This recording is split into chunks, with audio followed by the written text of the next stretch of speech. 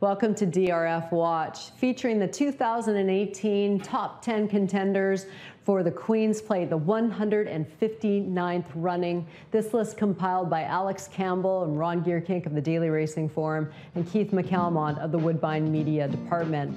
Let's hear from Ron himself how this week's edition looks.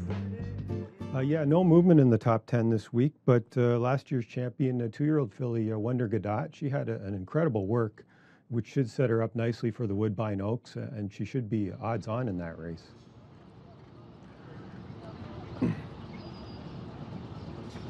So heading into the turn, she broke off about 5 lengths behind an Ontario sired allowance winner called Elle Is My Love, and she really relaxed nicely for Patrick Husbands here, and she just kind of strolled up to the horse gradually and really under very little urging, or no urging at all really.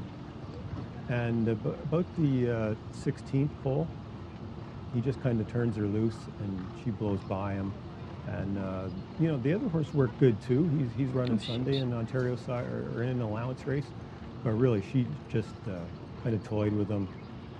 I got her in 59 and 2, just like the clockers, and she galloped out 3/4 and 112 and change. Really good gallop out. It was a sensational move.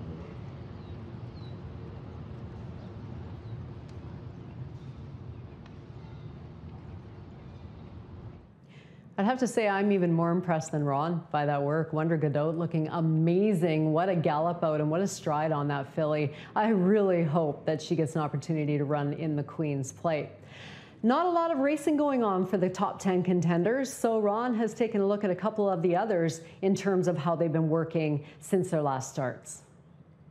Yeah, Silent Sting had a pretty good 3/4 work on Wednesday, 3/4 and 114 breezing. That should set him up nicely for the plate trial. I kind of anticipate him being the second choice in the race to Telekinesis. And really an interesting horse is Scrapper, who's Todd Pletcher's.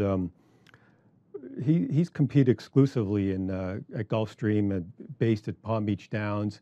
He's coming off a second in a turf stake. It looks like he's a turf specialist at this point.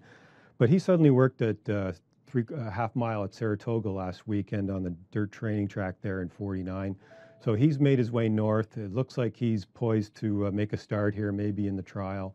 I think Pletcher has to see what he has on the synthetic surface to see if he's worthy of going on to the plate. And very interesting horse, $600,000 purchase by Orb. He looks like he's got some potential, maybe even down the line in the Triple Crown, the other legs of the Triple Crown. So many storylines to follow in the Queen's Plate for 2018. Will it be the Mark Casse 1-2 punch of Telekinesis and leading lady Wonder Gadot? Or will someone else burst onto the scene in the next week?